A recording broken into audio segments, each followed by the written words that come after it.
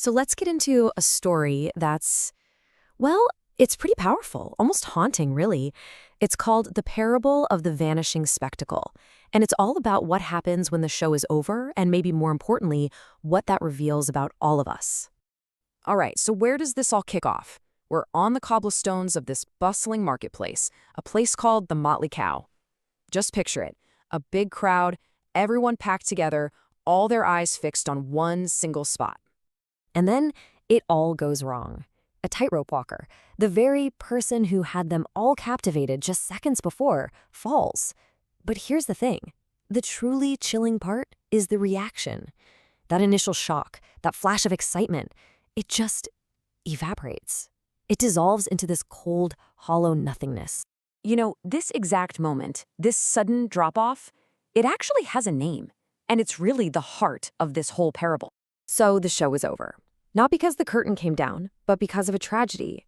And just like that, the connection between the performer and the audience is completely severed.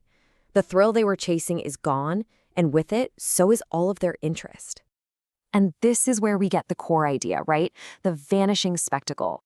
It's not just about people getting bored. It's that precise, specific moment the masses flip a switch from being totally engrossed in entertainment to being completely, utterly indifferent to its meaning, its substance, or the human cost.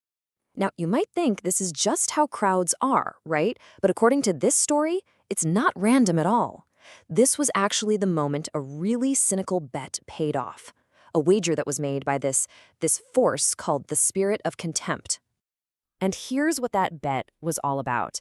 It's a choice, really. On one side, you've got the easy path, the quick, fleeting thrill of just being entertained.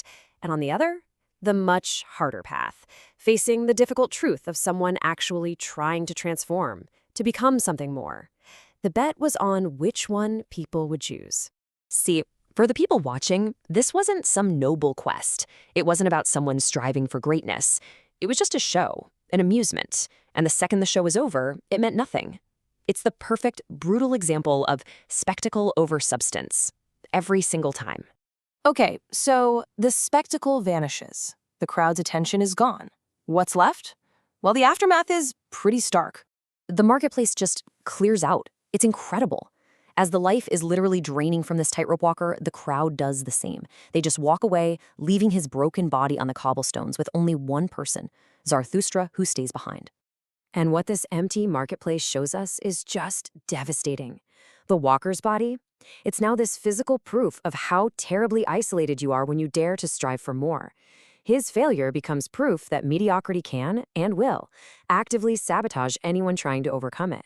And in the end, his huge sacrifice, it's just treated like a passing diversion.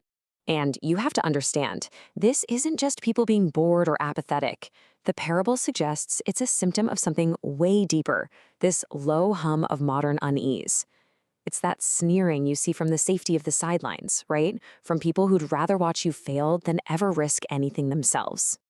So where does that leave us? What's the final verdict from this grim scene at the Motley Cow? That rope he was walking on, it was so much more than just a rope. It was supposed to be a symbol, right? A noble bridge showing us how humanity could get from where we are to, well, to something greater, something higher. But that's not what happens. The bridge collapses, and because he fell, and even more importantly, because of how the crowd reacted, that powerful symbol becomes a cautionary ruin. It's a warning against trying, a monument to failure. And right there, that's it. The bet is over. The empty square, the forgotten tragedy, the broken symbol, it's all the proof you need. The spirit of contempt won. Game over. So that leaves us with a pretty heavy question to think about. I mean, this story happened in a simple marketplace, but we live in a world of nonstop, endless spectacle. It really makes you wonder, doesn't it? What important truths, what noble attempts, what are we all just too distracted to even see, let alone mourn?